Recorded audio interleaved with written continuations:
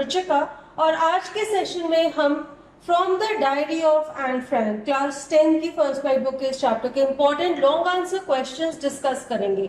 And if you are looking for a quick solution in order to get all the long answer questions which are important from examination point of view, तो आप सही जगह पहुंचे. चलिए हमारा session शुरू करते हैं. Now the first question is describe the character traits of Anne Frank. So हमें चैप्टर से एन फ्रैंक के बारे में क्या क्या कुछ पता चलता है, हम क्या क्या कह सकते हैं, उनकी क्या क्वालिटीज हैं वो हमें यहाँ पर बतानी है. Now she is sensible, she is a mature girl, 13 years की उनकी उम्र है इस चैप्टर में, इस स्टोरी में. एंड वो लोनली फील करती हैं, अकेलापन फील करती हैं. Although she has loving parents, she has around 30 friends, she has Elder sister also, but still उसे लगता है कि उनके पास कोई ट्रू फ्रेंड नहीं है जिसके साथ वो अपनी इनर फीलिंग्स और अपने सीक्रेट्स शेयर कर सके. उन्हें उनके 13th बर्थडे पर एक गिफ्ट मिलता है, एक डायरी का, तो वो इस डायरी को ही अपना फ्रेंड बना लेती हैं. उसका नाम रखती हैं किटी और वो कहती हैं कि मुझे चीजों को अपनी चेस्ट से उतारना है. मीन्स कुछ ऐसी बातें हैं उनके दिल में भरी हुई हैं जो उन्हें किसी को भी सुनानी है. तो वो अब किसको सुनाएंगी? अपनी डायरी, अपनी फ्रेंड किटी को. She loved her family. हमें यह भी पता लगता है कि वो अपनी फैमिली से बहुत अटैच्ड हैं. वो अपनी मरी हुई ग्रैंडमदर को याद करती हैं इस कहानी में. वो अपने डैड को भी बहुत प्यार करती हैं. और साथ ही साथ एक और चीज कि वो काफी इंटेलिजेंट है, मेच्योर है. वो अपने इंटेलिजेंट आर्ग्यूमेंट्स के साथ अपने टीचर को कन्विंस कर लेती हैं कि वो टॉकेटिव क्यों है और वो इस हैबिट को ठीक नहीं कर सकती. तो चलिए हम अपने नेक्स्ट क्वेश्चन पर चलते हैं. How can we say that Anne was an intelligent girl? Support your answer with references from the text. Anne के इंटेलिजेंस के हमें 3 इंडिकेटर्स मिलते हैं. पहला इंडिकेटर है, वो कहती हैं कि कोई भी उनकी डायरी पढ़ने में इंटरेस्टेड नहीं होगा. और इसका इंडिकेशन कैसे मिलता है? वो चैप्टर का पार्ट है जब वो कहती हैं कि writing in a diary is a really strange experience for someone like me. फिर वो कहती हैं कि ना तो मैंने पहले कभी कुछ लिखा है और साथ ही साथ मुझे ऐसा भी लगता है कि आज के बाद किसी को कोई इंटरेस्ट नहीं होगा ये पढ़ने में कि 13 साल की लड़की ने अपनी पर्सनल डायरी में क्या लिखा है. इससे पता लगता है कि वो काफी इंटेलिजेंट है. सेकंड, वो डिसाइड करती हैं कि किसी और के साथ, किसी ह्यूमन बीइंग के साथ शेयर करने से अच्छा है कि वो अपनी फीलिंग्स एक डायरी में लिख दे. और ये कैसे पता लगता है? कि वो कहती हैं कि paper has more patience than people. No one on the surface seems to have everything except my one true friend. All I think about when I am with friends is having a good time. I can't bring myself to seem to be able to get any closer, and that's the problem. Maybe it's my fault that we don't confide in each other. In any case, that's just how things are. And unfortunately, they're not liable to change. This is why I have started the diary. तो ये फैसला कर लेती हैं कि वो अपनी feelings एक डायरी के साथ शेयर करेंगी. एंड द थर्ड थिंग जो उनकी इंटेलिजेंस शो करती है वो है कि उन्होंने मिस्टर कीजिंग को कन्विंस कर लिया कि वो टॉकेटिव है और वो क्यों है और वो इस हैबिट को ठीक नहीं कर सकती. क्योंकि चैप्टर में एंड में वो कहती हैं, since then I have been allowed to talk and haven't been assigned any extra homework. On the contrary, mister Keesing is always making jokes these days. तो मिस्टर कीजिंग में बदलाव आ जाता है एंड के असाइनमेंट्स पढ़कर, उनकी कन्विंसिंग और witty reasons देखकर कि वो टॉकेटिव क्यों है, और फिर वो उन्हें बातें करना अलाउ कर देते हैं. सो ये जो 3 इंस्टेंसेस हैं इनसे हमें पता लगता है कि एन काफी इंटेलिजेंट है. Do you agree with the statement paper has more patience than people? Explain. तो ये स्टेटमेंट चैप्टर से ली गई है, एन का ये मानना है. एंड यहाँ पर आपने अपना पर्सनल रिस्पॉन्स देना है. मैं इसके लिए यस कहती हूँ कि मैं भी इस चीज से सहमत हूँ. पेपर एक नॉन लिविंग चीज है, हम इस पर कुछ भी लिख सकते हैं. पेपर हमें रोकेगा नहीं, ना वो हमें जज करेगा, ना ही वो हमारी बातों की गॉसिप करेगा किसी और के साथ. और पेपर्स की कोई लिमिट नहीं है, हम कितने भी पेपर्स भर सकते हैं, लिख लिख के जितना चाहे लिख सकते हैं. और लोगों में इतनी पेशेंस नहीं होती कि अगर आप एंडलेस बोलने लग जाओ कंटिन्यूसली तो कोई भी व्यक्ति नहीं होगा जो सुनता रहेगा. सबके पेशेंस की लिमिट होती है.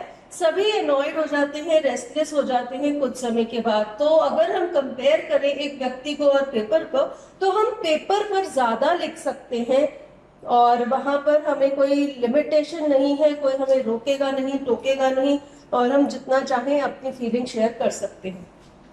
Comment on the teacher-student relationship between Anne and Mr. Keesing. So Anne Frank और मिस्टर कीजिंग के बीच में किस तरह का टीचर स्टूडेंट रिलेशनशिप देखने को मिलता है. मिस्टर कीजिंग एक स्ट्रिक्ट टीचर है. एन जो है वो मैथ्स में वीक है और वो डरती है कि कहीं वो मैथ्स में फेल ना हो जाए. वो क्लास में बातें करती है जिससे उसके टीचर इरिटेट हो जाते हैं. ये रिलेशनशिप काफी रिलेटेबल है क्योंकि काफी लोगों ने, इवन मैंने भी अपनी चाइल्डहुड में एक्सपीरियंस किया है. मैं भी क्लास में काफी टॉकेटिव हुआ करती थी और मेरे टीचर्स भी गुस्से हो जाते थे, लेकिन फिर ऑब्वियसली हमने तो बातें करना छोड़ दिया था, लेकिन एन ने ऐसा नहीं किया. Mister Keesing wanted to punish and he gave her an assignment to write on the topic of chatterbox. तो वो उसको इनडायरेक्टली ये बताना चाहते थे कि तुम्हें शर्मिंदा होना चाहिए कि तुम क्लास में बातें कर क्लास को डिस्टर्ब करती हो. लेकिन एन जो कि बहुत इंटेलिजेंट थी, उसने ये रीजन दिया कि उसने ये टॉकेटिव की जो हैबिट है वो हेरिडिटी है, उसने अपनी मदर से इनहेरिट की है और इसी वजह से वो इस चीज को नहीं कंट्रोल कर सकती. और फिर वो बातें करती रही. उसके बाद उसके टीचर ने उसे और ऐसे राइटिंग टास्क दिए. पहला था चैटरबॉक्स, दूसरा था एन इनकरेजिबल चैटरबॉक्स, और एक तीसरा असाइनमेंट भी था जो कि और ज्यादा सिवियर था. लेकिन फिर भी हर एक असाइनमेंट में एन ने बहुत ही विटी आंसर्स दिए, जिससे कि फाइनली मिस्टर कीजिंग ने उसकी आदत को एक्सेप्ट कर लिया और वो खुद भी काफी लाइवली हो गई और जोक्स क्रैक करने लग गए. Why was Anne's teacher annoyed with her? How was she able to bring about a change in his attitude towards her? अब वो annoyed क्यों थे? क्योंकि वो talkative थी और क्लास को डिस्टर्ब करती थी और उन्होंने उसे असाइनमेंट्स दी एज अ पनिशमेंट. असाइनमेंट्स थी, पहला असाइनमेंट था चैटर बॉक्स पर ऐसे लिखना था, दूसरा था इनकरेजिबल चैटर बॉक्स पर, और तीसरा था quack quack quack said mistress chatterbox. हर बार एन बहुत ही अच्छे राइटअप्स लिखती थी और लॉजिकल रीजंस देती थी अपनी टॉकेटिव नेचर के लिए, और इसकी वजह से ही फाइनली उसके टीचर उसकी बात से कन्विंस हो गए और उनके एटीट्यूड में चेंज आ गया. उन्होंने उसे क्लास में बात करना भी अलाउ कर दिया और वो खुद भी बहुत लाइवली हो गए. Next is Kitty plays a vital role in Anne's life. Elucidate. अब किटी का क्या रोल है एन की लाइफ में? किटी एन की फ्रेंड है, वो एक डायरी है, लेकिन इसके साथ एन अपनी सारी फीलिंग शेयर करती है, तो वो उसकी बहुत ही क्लोज फ्रेंड है. ये उसे उसके 13th बर्थडे पर एज अ गिफ्ट मिली थी. एन बहुत ही प्राइवेट है, वो किसी के साथ ज्यादा बात नहीं करती, लेकिन इस डायरी ने उसकी मदद की अपनी फीलिंग शेयर करने में, अपने डेली इवेंट्स शेयर करने में, और उसके जो भी बहुत ही फाइनर डिटेल्स और फीलिंग्स होती थी वो सब वो उस डायरी में लिख दिया करती थी. She wrote the detailed accounts and poured her heart out. It was a healing thing for Anne. Anne को एक कंपेनियन मिल गया था, अब उसे अकेलापन नहीं फील होता था. Kitty was her constant companion. So ये इंफॉर्मेशन आप इस आंसर में लिखेंगे. What do the following statements tell you about Anne? अब हमारे पास 5 स्टेटमेंट्स हैं. ये हमें Anne के बारे में क्या बताती हैं? हम इसका आंसर एक पैराग्राफ में भी लिख सकते हैं, ऐसा नहीं है कि पॉइंट वाइज आंसर देना है, लेकिन हर स्टेटमेंट के बारे में हमें एंड के बारे में क्या पता चलता है वो हमने इंक्लूड करना है. First statement is we don't seem to be able to get any closer and that's the problem. Maybe it's my fault that we don't confide in each other.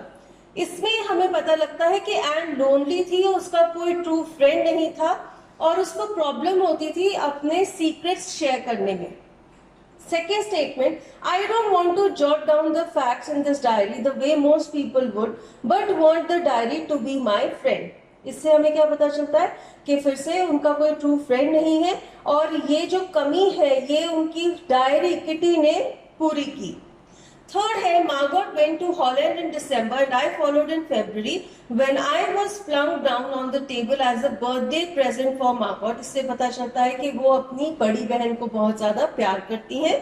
Fourth statement, if you ask me, there are so many dummies that about a quarter of the class should be kept back, but teachers are the most unpredictable creatures on earth. इससे पता चलता है that Anne is very intelligent and उन्हें लगता था कि उनके teachers का बिहेवियर अनप्रिडिक्टेबल है.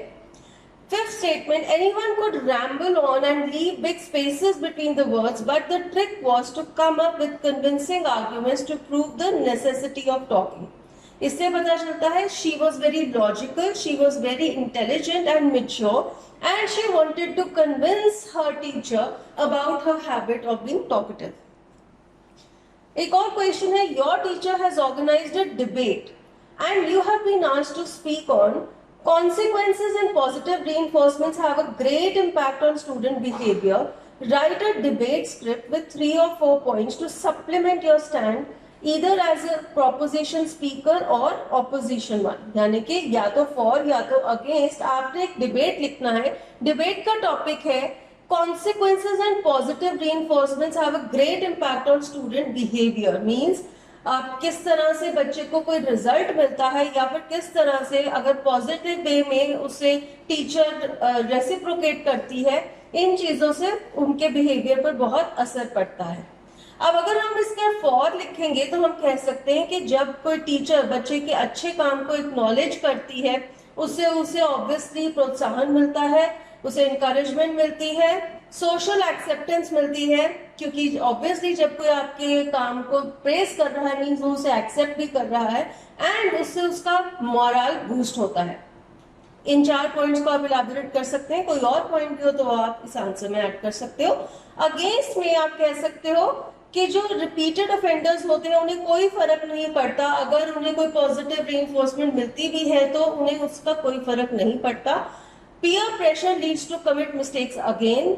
अगर किसी का फ्रेंड सर्कल ऐसा है तो उसे कोई फर्क नहीं पड़ेगा अगर उसकी टीचर पॉजिटिव रीइंफोर्समेंट दे भी रही है तो भी वो अपने फ्रेंड्स की वजह से बार बार गलतियां करेंगे, और जो एकेडमिक प्रॉब्लम्स होती है उससे भी उन्हें स्ट्रेस हो सकता है जिससे कि वो गलत बिहेव करें. और फैमिली इंकरेजमेंट अगर ना हो, अगर फैमिली इंकरेज ना करे बच्चों को, तो भी ये पॉजिटिव रीइंफोर्समेंट्स का कोई फायदा नहीं है. एक और क्वेश्चन है, you are stressed and anxious since your annual results are going to be announced soon.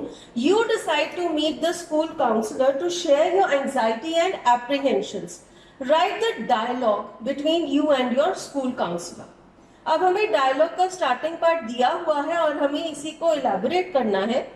तो स्कूल काउंसलर मुझसे एज अ स्टूडेंट से कुछ बातें कर रही है. वो कहती है, hello Anne, please sit down, you look very disturbed and irritated, what's the matter.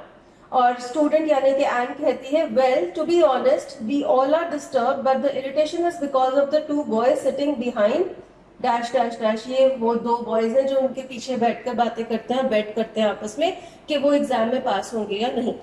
Counsellor कहती है, first of all you need to relax, take a deep breath, how do you feel, we can deal with the situation rationally. तो फिर अब N का reply हमने लिखना है. Obviously, this is a creative writing question, so you can come up with any type of dialogues which you feel can be written here. तो मैंने क्या लिखा है, yes, but my mind is overthinking. How do I control it? Counselor कहती है, perhaps you are getting anxious. I shall give you a few exercises. Firstly, make a list of 10 things that worry you. तो Anne कहती है, okay, I shall do that. Here is the list. Counselor कहती है, most of the things that worry you are related to your studies and career. You must include an exercise in your daily routine. Also, doing meditation and pranayam can help get rid of the anxiety. Please do this for a week and we can meet again for a review. So, इस तरह से हमने counsellor और N की जो बातचीत है, dialogue है, उसे कंप्लीट करना है. Here is another question. Anne was a sensitive and mature girl. From the chapters and poems in your textbook First Flight, think of any 2 characters who could be her friends or confidantes. Analyze the common character traits that would help in creating this special bond of friendship.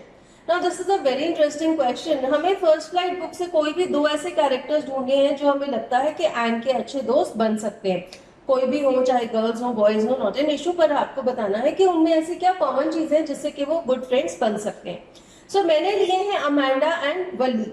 तो वो दोनों ही lonely हैं, उनके भी कोई friends नहीं है और वो भी फ्रेंड्स बनाना चाहती हैं और उनकी भी एज ऑलमोस्ट एन जितनी है, इसी वजह से वो सूटेबल है एन के फ्रेंड्स बनने के लिए. अमांडा भी मेच्योर है, सेंसिटिव है एन की तरह, वल्ली भी मेच्योर है, बहुत समझदार है एन की तरह. तो तीनों लड़कियों की अच्छी फ्रेंडशिप हो सकती है. वो आपस में अपने सीक्रेट शेयर कर सकती हैं, एक दूसरे के साथ ट्रिप्स पर जा सकती हैं, सैंड में खेल सकती हैं, बैठकर गॉसिप कर सकती हैं और इकट्ठे फन कर सकती हैं. सो इसी तरह से आप भी कोई भी दो कैरेक्टर्स जो आपको लगता है कि एम के अच्छे फ्रेंड्स बन सकते हैं, उन पर ये आंसर तैयार कर सकते हैं. And character based questions are very common in long answer questions. इसके साथ ही हमारा ये सेशन खत्म होता है. We have covered the important long answer questions from the diary of Anne Frank. And I would also suggest you that please work hard for your board exams. They are around the corner. And till we meet next, take care. Goodbye.